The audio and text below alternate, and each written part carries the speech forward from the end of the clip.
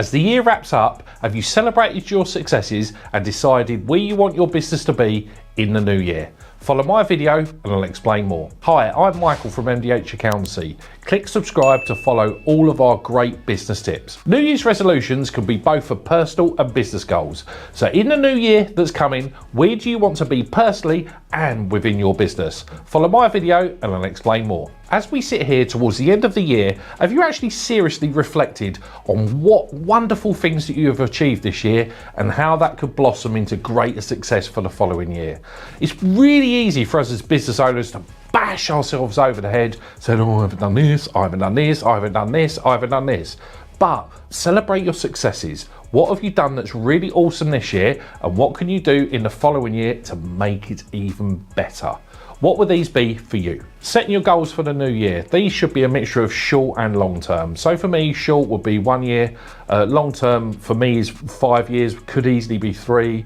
I also know some clients that do it really successfully that have a 10-year, this is our big goal. They're all fine. But I think what you need to have is an absolute minimum is a 1 year target, because that's something you can immediately change. So these goals, again, I bang on about this a lot, needs to be a mixture of personal and also business goals, and they both need to link together so one achieves the other. So what are going to be a combination of your short and long-term goals for next year? So personal goals is how many holidays you're going to book. Are you going to look to get your dream house? Are you going to look to get a new car? Are you going to look to have some fun? Are you going to look to do that hobby that you've never ever managed to find time for? Or how are you going to look after your health and how that's going to help you in relation to physical and also what you eat as well? For your business is going to be a combination of a load of things, but mainly it's going to be how much are you going to grow? What's your profitability going to look like? How are you going to scale? And how much time are you going to involved in your business? So if you've got a fairly mature business that's doing quite well, to spend less time on it can be a great move, because that could link to your personal goal. But also if you're in a growing business, it maybe all comes to the deck, right, let's grow, and you'll need to invest more time in it. Either are fine, you just need to really make a decision on what you're actually going to do, because I think your decisions need to drive the goal, not circumstance. I think it's great to map out your headline figures on what you want on one page. And this can be a mixture of turnover, GP, profit, and also what non-financial targets that you need to hit to be able to get towards them goals. So you've got basically a basis of a really good balanced scorecard or KPI dashboard that can help you see the main parts. This should always be supported by a forecast, because otherwise it's going to be on complete hope. You need to know that if you are going to grow, that you need to invest money in either acquisitions, sales, marketing, and able to grow your business. And that needs to be forecasted, where you know every expenditure code that you'll need within your business, and you'll also know of them expenditure codes which are fixed and which are variable. So variable costs are going to move with turnover, fixed costs will remain exactly the same. So when you're looking at mapping out this strategy for the next year, you want to make sure, yes, I have a key page, which is my main drivers, which is going to determine whether I'm going to be successful or not, which will be supported by a proper forecast. And with any good forecast, you need to be comparing that from budget to actual all of the time. Now, when you're actually achieving these goals, sometimes it can be a bit, oh God, that's daunting, that's a bit big. I always like the term is how do you eat an elephant, and that's basically come one bit off at a time, or how do you break them into manageable chunks? Some people do this in quarters, some people do this on target milestones.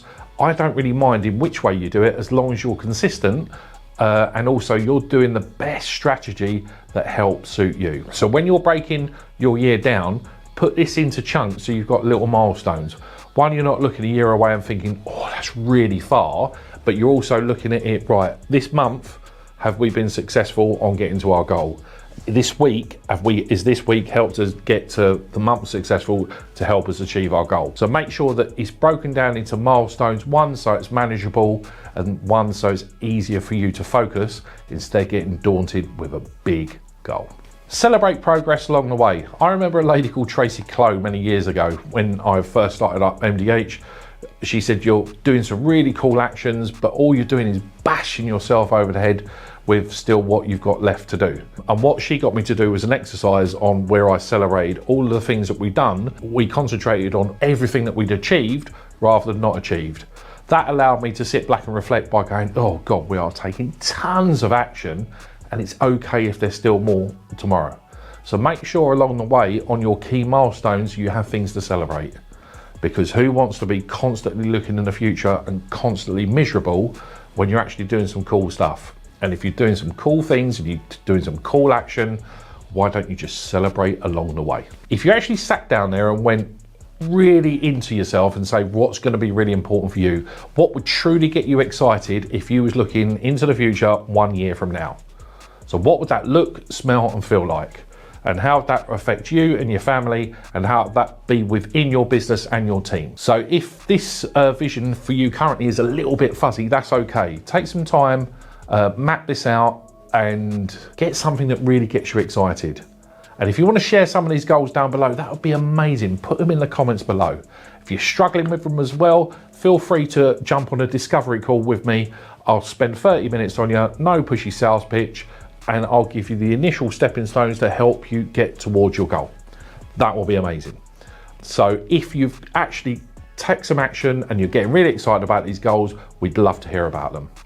Now, secondly, if you're struggling to understand what your finances are in the first place and you've got Xero or QuickBooks, let us take the load from you.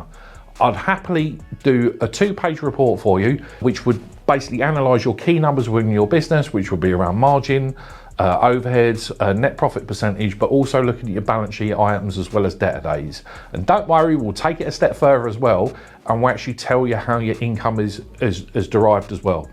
What better information can you have when doing one of these goal sessions to have one of our 2-page management reports? If you drop us a link, a DM, or jump on a call with us today, I'd happily start that process with you. And this is my gift for you for the following new year.